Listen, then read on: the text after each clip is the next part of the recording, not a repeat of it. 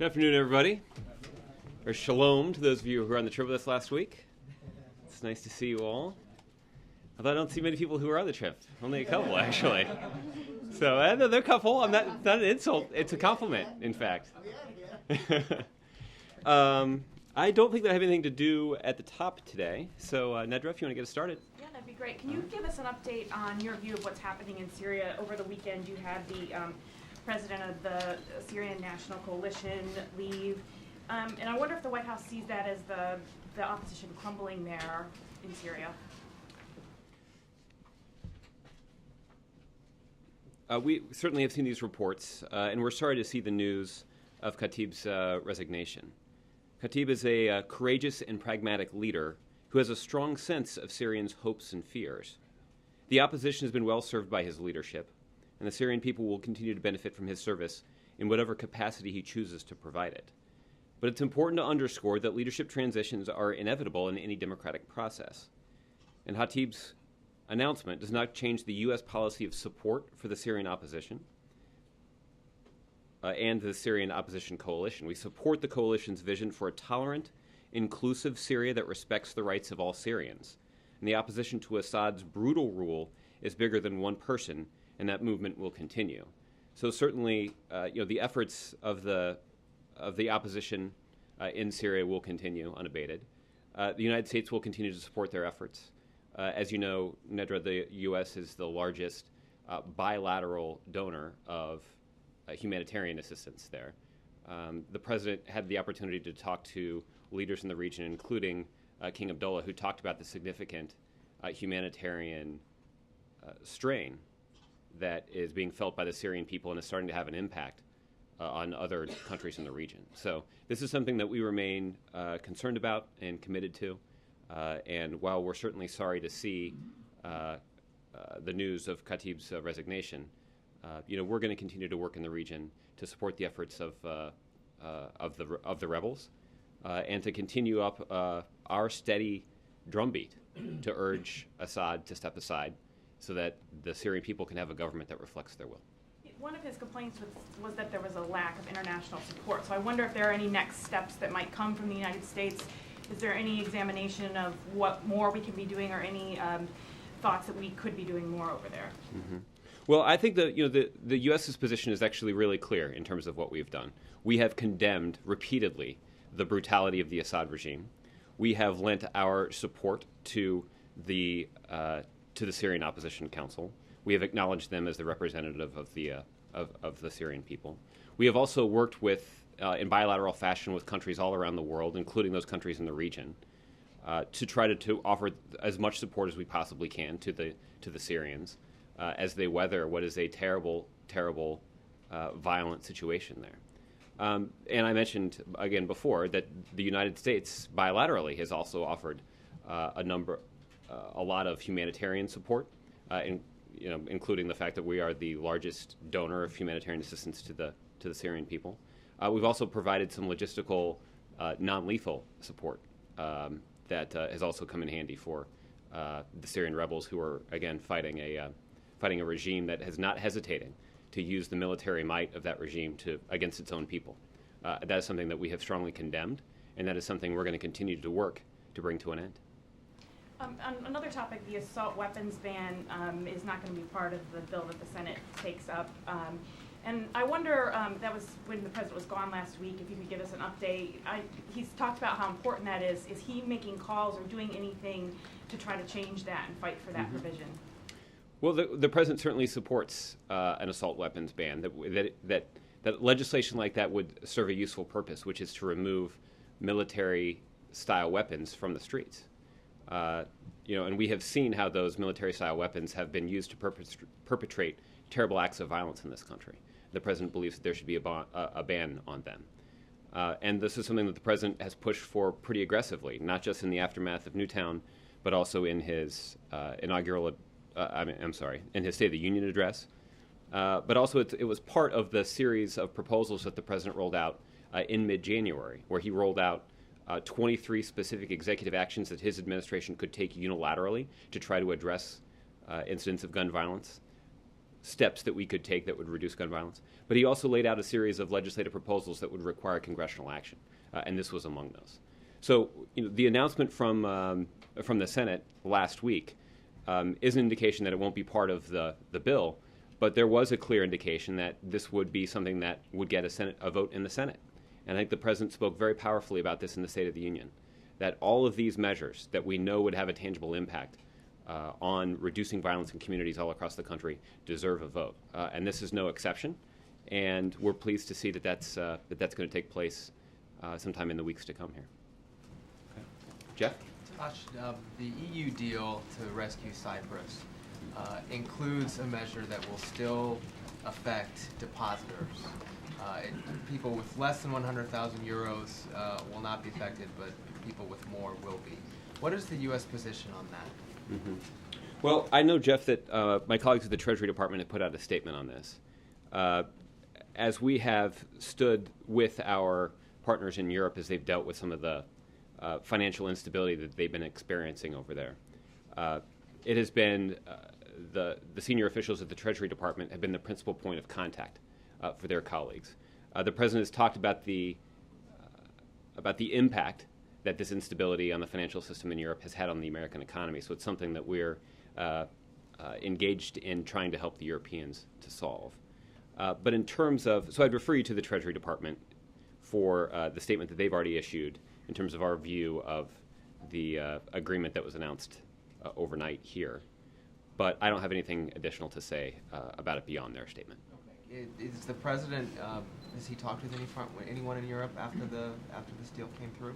I don't have any calls to read out to you at this time. I know that a number of officials in the Treasury Department have been in touch with their colleagues. All right, let me just ask you on one other topic. The Supreme Court has some pretty high-profile cases this week on gay marriage. What is the White House, how is the White House watching this? Are you sending any staff to the hearings? Will the President be watching? Can you give us any color ahead of those hearings on that? Well, as you know, Jeff, the Supreme Court doesn't actually televise the hearings, so it will impact our ability to watch it. I don't know. I bet you get a seat. Maybe so. Maybe so. Maybe so. I know that there's some people who've been waiting in line for quite some time already to try to get a seat. So it should make for some pretty good legal theater, if nothing else. So will anyone from here be in the court? I don't know whether or not there will be Obama administration staffers in the room as the arguments are being held. But this certainly is an issue that the President has followed carefully. There have been briefs that have been filed in the case from the Department of Justice representing the Obama administration's legal position on these issues.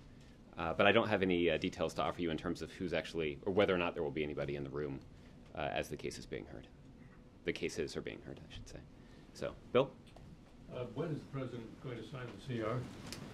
I don't have a specific date for you. I know that this is something that we'll sign before the deadline, which is later this week, so next couple of days. And do you anticipate it being a ceremonial occasion? I don't have any scheduling updates to offer at this time, but when it gets closer and we can offer some more details, we'll let you know. And will you point out, after the CR is signed, some of the effects of the sequestration as you did before there was any kind of a deal and before it went into place? Well, I don't understand. I guess I don't quite understand my question. I mean, there are some departments that do not have the ability, as you know, to reschedule their funds or reprogram them. Right. Will you be pointing out to us what kind of hits they will take, say, in education, as you did before the sequester went into effect? Mm-hmm. Well, there are a number of reports from your colleagues in local television markets and in local newspapers all across the country that are talking about the impact that the sequesters had on their communities. And this ranges from, it sort of runs the gamut of the kinds of programs that are that benefit from federal funding.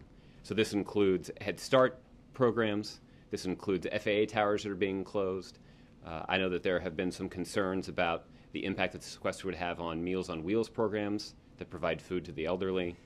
So there are a range of impacts that are being felt all across the country in communities all across the country as a result of the sequester.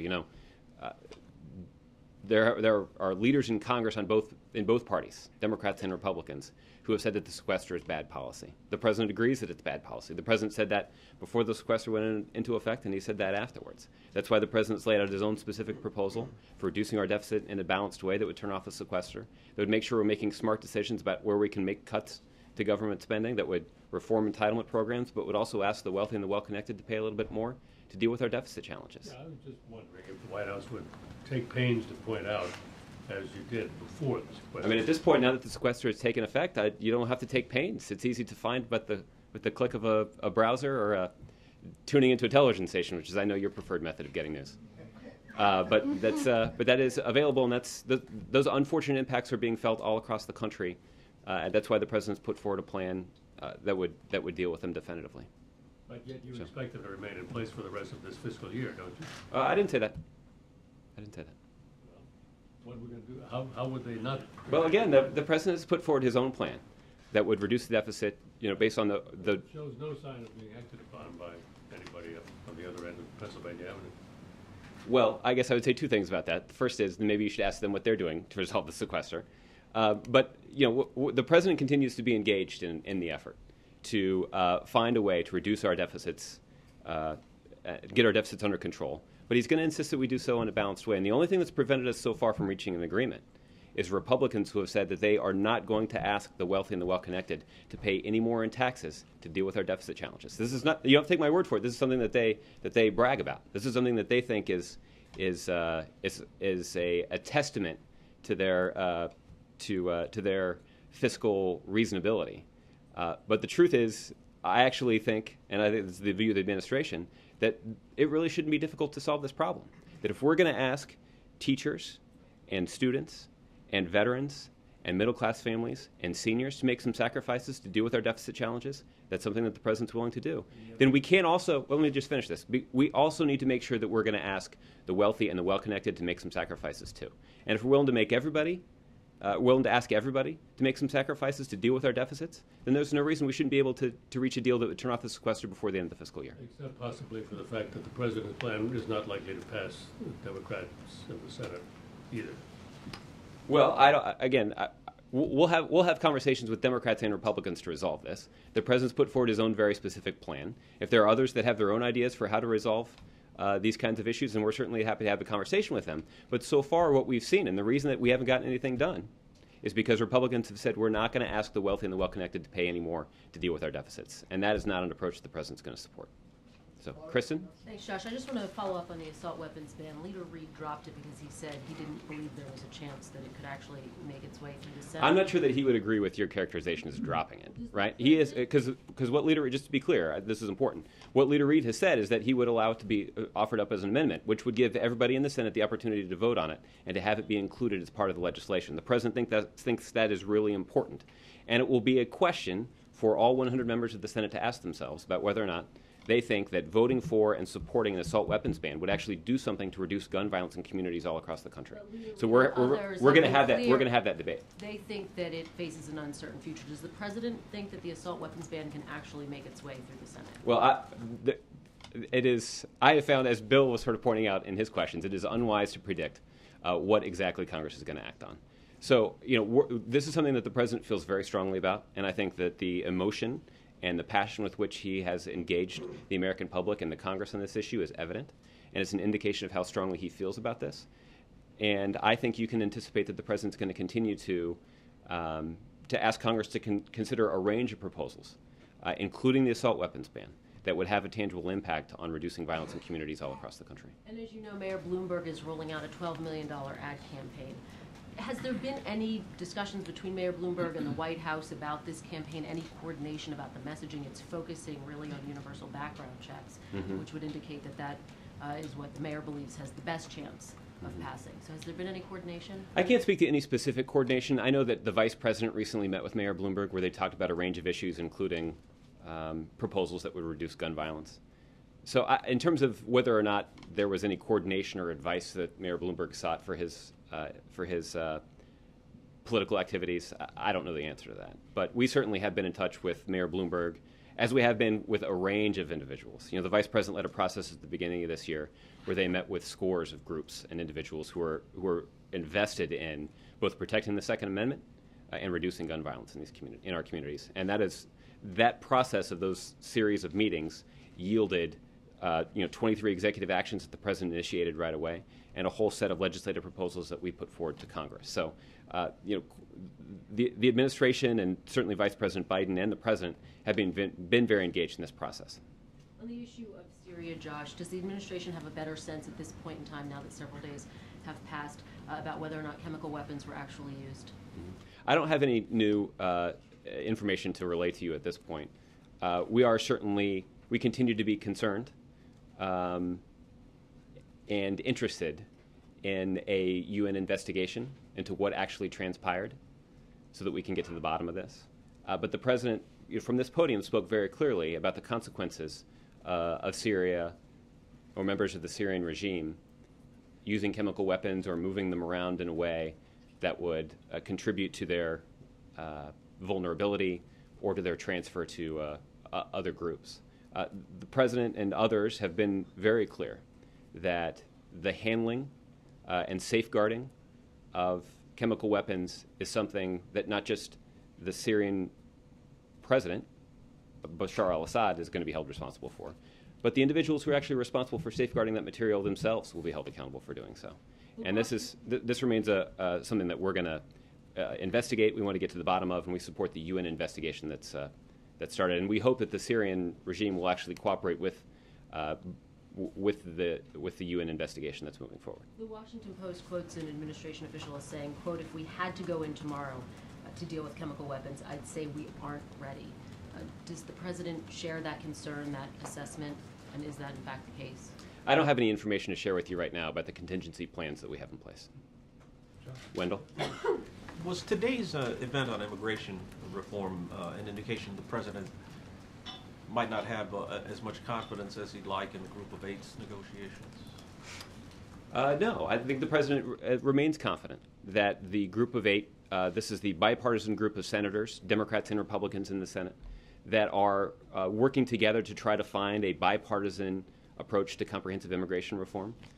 We are pleased with the progress that they're reportedly making. The president has had a couple of conversations with members of that group. Our staff at the White House has been very engaged with them at the staff level, meeting with them on a pretty regular basis as they work through this compromise agreement. And we're pleased with the progress that's being made. Are you happy with the agreement as it is unfolding, as you understand it? Well, I want to reserve judgment on the actual product until it gets presented, until the bill gets filed. But, we take a lot of confidence in what Senator Schumer said over the weekend about the plans that the Senate has for introducing legislation or beginning this process when they return from their Easter vacation. On the other side of that, Senator Ted Cruz of Texas says the president doesn't really want a bill to emerge from these talks. What he wants is for the bill to crater so that he can use the issue as a political wedge in 2014 and 2016. What's your reaction to that? There's no evidence to support those claims. What the president has been saying for quite some time now is that he believes that comprehensive immigration reform is in the best interest of the economy of the United States of America. It also is the best way to demonstrate that we are both a nation of immigrants, but also a nation of laws. And what we're looking for is a piece of legislation that falls in line with the principles that the president has offered. The president would be very pleased if those principles had strong bipartisan support when they're presented before the United States Senate, and is hopeful that with that bipartisan support would pass the Congress and would be something that the president could sign into law sooner rather than later. Josh, Yes, Jim? back on gun control, could you clear up once and for all, A, does the president favor a national registry of gun sales? And B, if he does, is he going to use that to take away people's guns? Over the weekend, as you know, Karl Rove said, there's one thing that scares a lot of people who believe in the Second Amendment, is the federal government keeping a national registry of gun sales and gun purchasers. Does the president want that? What the president has said is that the president is a very strong believer in the Second Amendment. The president feels very strongly in the constitutional right to bear arms. And what the president has advocated is a set of universal background checks that would ensure that people who are not supposed to have guns, so these are people with mental disabilities, these are criminals, should not have access to guns. What we want to make sure is that we're keeping guns out of the hands of people who shouldn't have them, but without interfering with the ability of law-abiding citizens to get their guns that they would like to buy. Now, what's also clear is that the president does not believe that that there's any reason that guns would be taken away from law-abiding citizens. There's no reason for that. That is not part of any proposal that the president has offered, and it's not something that we support at all. But do you need a national registry of those who own guns legally in order to track them and in order to provide background checks? Or could you do background checks without it? That is not something that the president has supported. What the president supported are background checks. Well, he supported a lot of things, but in terms of in the context in which you're asking this question, the president supported background checks. The president supported laws against trafficking of guns. The president supported laws against straw purchasing, which basically is holding people accountable for purchasing weapons and then transferring them to people who couldn't lawfully purchase those weapons on their own. These are the kinds of reforms that the president is seeking in the system. He's not seeking a registry like what you've described. Okay. Brianna. Thanks, Josh. When the president said today that Congress must muster the political courage to pass immigration reform, why is he saying that now if he's confident? If he's encouraged by what he's seen with the Gang of Eight and hearing what Senator Schumer's saying? Because the president wants to continue to encourage them to make progress. As you know, as we have laid out for the last couple of months, we have seen a bipartisan group of 8 senators working to try to come together around a compromise to reform our broken immigration system. That's one thing that we all agree on, both Democrats and Republicans, is that our system needs to be reformed. And that is what this bipartisan group of senators has been working on. The White House has been engaged in the effort as they've tried to put pen to paper to formulate what this compromise would look like. We obviously have a lot of ideas that the president presented both in the campaign, but also the president presented in his speech that he gave in Las Vegas back in January. There are a lot of ideas that we have to contribute to this effort, but ultimately this is something that's ongoing in the Senate right now, and we're encouraged that this bipartisan group seems to be making progress, and we want to support that progress. Now, we're going to reserve judgment on the final product until it's presented, but we're pleased that they say that they're on track to present it shortly after they return from their Easter recess. Is he concerned, though, that they're not mustering the political courage? I ask because you've got the Gang of Eight, you have Senator Schumer's comments sort of about where they are with things. Rand Paul, sort of all people, has talked about a pathway to legalization. Does he think that they aren't mustering the political courage? I think what the president is hopeful that when this bill, when this compromise piece of legislation that has bipartisan support, when it is eventually presented and works its way through the committee process and then presented to the floor of the Senate, that senators in both parties will demonstrate the courage necessary to vote for it. And ultimately, that is the goal here, is for us to have a comprehensive, a piece of legislation that's comprehensive in nature, that reflects the principles that the president has laid out. And once that occurs, the president is hopeful that there will be a lot of political courage on display in the Congress when that comes up for a vote. And on the, to follow on Kristen's question about the assault weapons ban, making the ban as an amendment is perhaps an effort, it seems, to stop the proposal from taking down the entire bill. And the thought of so many people is that if it's an amendment, that means it's, if it's voted on as an amendment, they look at it and they say, okay, this thing's done. But you don't see it that way? I see it as another opportunity for members of the United States Senate to demonstrate some political courage. It is the view of the president, it is the view of a lot of individuals and a lot of leaders and a lot of groups that both support the Second Amendment and believe in the Second Amendment, but also are interested in trying to reduce gun violence in communities all across the country. Is it the strategy you would like to have seen, considering it basically means that it's dead? I'm not going to get into legislative strategy in the Senate from up here. I certainly don't have the standing with which to do that. But wouldn't he want it to be part of the overall bill and not an amendment, what which basically means it's not going to I think pass? The president could literally, to paraphrase the vice president, could literally not have been any clearer when he talked about this in the State of the Union address, in which he said that he believed that these measures, including the assault weapons ban, deserves a vote. And that's exactly what it's going to get. And then the question is going to be what members of the Senate are willing to do. Are they willing to demonstrate the political courage to take the kind of step that we know would have a significant impact on getting military-style weapons off the streets of communities all across the United States of America? That will be a significant vote when it occurs, and we hope that members of the Senate and in the House, when they have the opportunity, will demonstrate the political courage necessary to see it pass. Let's move around here a little bit. Peter? Thank you, Josh. Just staying with the assault weapons ban, has the president used the full resources of his office to try to get this ban passed? For example, as he asked Organizing for Action, his outside group, to make this an important issue. Is he willing to travel the country? Is he willing to use the full extent of the bully pulpit and try to build a consensus for this, the way he's tried to build a consensus for other pieces of his agenda, from immigration to jobs programs in the past? Mm-hmm. Well, as I think there are a number of ways in which the president has talked about this very publicly. The first is the president and the vice president of members of the White House staff have been very engaged by talking to groups with a variety of points of view, a variety of perspectives on these issues, to enlist them in this effort.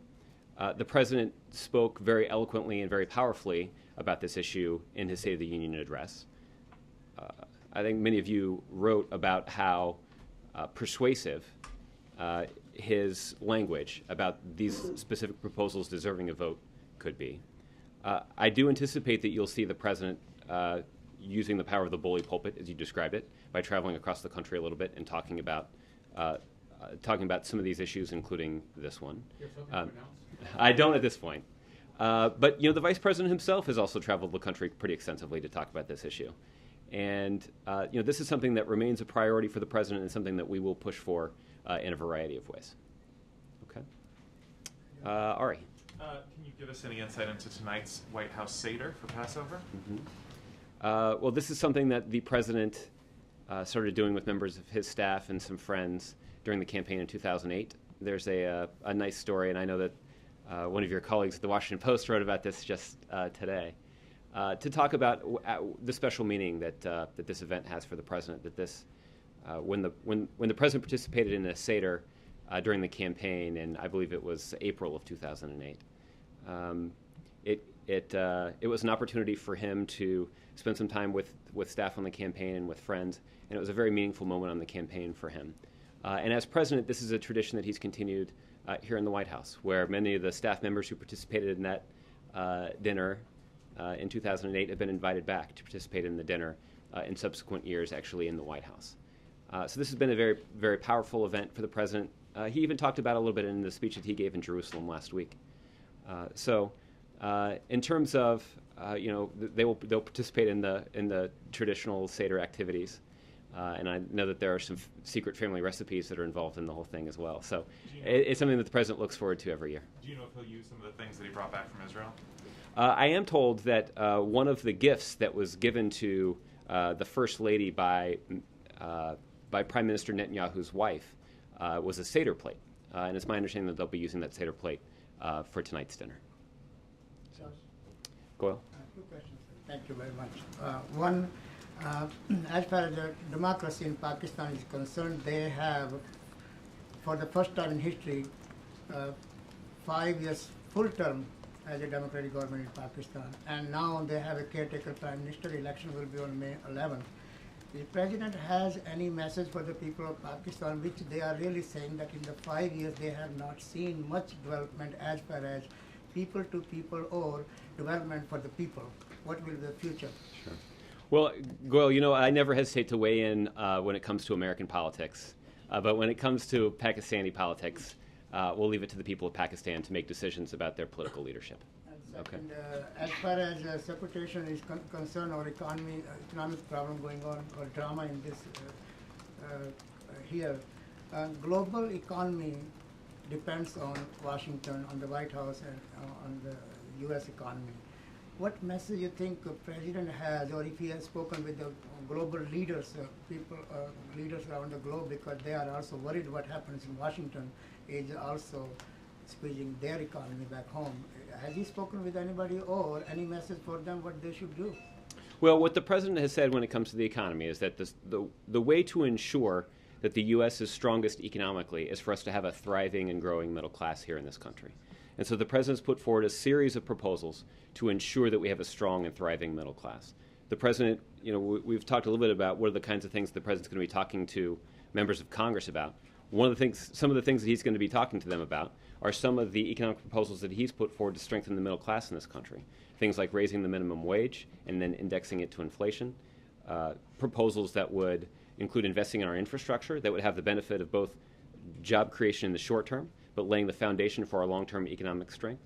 But also things like early childhood education, expanding access to early childhood education for children all across the country. That has a significant impact and could have a significant impact on the ability of those kids to grow up and get a high school education or get a college education and succeed economically and eventually have families of their own that would succeed in the middle class. So that's when you talk about the president's economic agenda, that's what he's really focused on.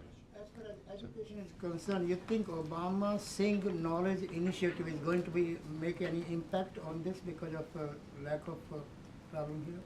Well, there certainly is no reason that something like an early childhood education proposal shouldn't have some bipartisan support. There are some of the states where early childhood education programs have been pioneered, where genuine investments have been made, are states like Georgia and Alabama, states that are not traditionally known to be dominated by Democrats, as you will. So these are the kinds of programs that traditionally enjoyed bipartisan support at the state level. We hope that will be true in the United States Congress as well. Alexis. Josh, back to guns for a second. Two quick questions. You were talking about political courage would guide lawmakers who vote for an assault weapons ban. Are you suggesting that the White House views any lawmaker who votes against assault weapons is a political coward? That would be the reason that they vote against it? That's not what I'm saying at all. I'm saying that this will be a prominent vote in the United States Senate. And the president's been very clear about what he supports and what he believes. And the president believes that an assault weapons ban would actually do something significant to reduce gun violence in communities all across the country. That's why he strongly supports it. That's why the president also strongly supports things like universal background checks, legislation that would outlaw straw purchasers and other measures that would reduce the ability of that would reduce gun trafficking. So there are a range of measures that are before the United States Senate. The president believes that those measures that would have an impact on reducing gun violence across the country should be passed, and that's why he strongly supports it, and he'll advocate strongly for their passage. Assault weapons, does the administration concede that there would be lawmakers who have other reservations about the ban as it may be constructed that is separate and apart from their political worries about their seats or their districts or whatever? Of course, I'm not ruling that out at all. What I'm suggesting is that every member of the United States Senate will have the opportunity to cast a vote on an assault weapons ban, and we hope that they'll support it. Okay, and then the second question I had is, you were talking about how hard the president and the vice president have been working since November in Newtown to continue to press this issue, to educate the public, etc. When the administration looks at the surveys of public opinion, can you point to where the public maybe has moved or their thinking has evolved since the administration has been making this press, especially on assault weapons? Mm-hmm. Well, I think there might be others in this room who look at polls a little bit more carefully than I do. The president, honestly, at this point, is not in a situation where he's examining polls and trying to determine, what are the kinds of things that have. Well, let me say it this way: the president's not looking at polls to try and figure out what kind of gun control measures or measures that would reduce gun violence he should support. What the president is doing is he's taking a look at the different proposals that have been put forward and considering which of those would actually have an impact on reducing gun violence in our communities. And those measures that would reduce gun violence in our communities, while at the same time protecting the Second Amendment, are exactly the proposal. My question was, since the president put forward his positions, his proposals, his ideas, his principles, has he seen public thinking migrate because of his communication efforts? Well, again, I think you may look at the polls a little bit more carefully than I do.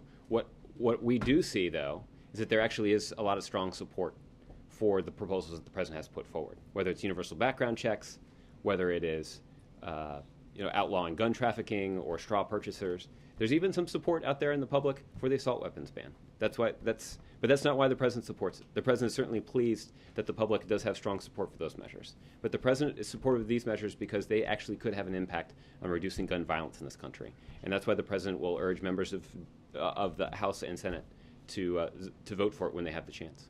Juliet? Josh, the president today designated 5 new national monuments using his executive authority, and obviously Republicans have been critical of that. In light of the fact that Congress hasn't designated a new national park or wilderness in years now at this point, is this something where we should anticipate the president moving again, particularly when there's strong local support, if you're talking about it in Utah, Cedar Mesa, or Boulder, White Clouds in Idaho? Is this something that the president plans to make a priority in his second term? Well, we just did 5 new national monuments today, so I don't have any additional new national monuments to tell you about at this point. Certainly, these are, but these kinds of designations are important, both for, in some cases, for the local economy in these communities. Oftentimes, they will designate and commemorate important parts of our nation's history, and that's certainly an important part of what the president was hoping to do today. But in terms of future decisions along these lines, I don't have anything to announce at this point. So, Mike? Josh, just a follow-up on that. Doc Hastings, who's the chairman of the House Natural Resources Committee, said that this was an odd time to be bringing this up when the government's struggling with the sequester. White House tours are closed. Many agencies, including the Park Service, struggling to keep open what they have.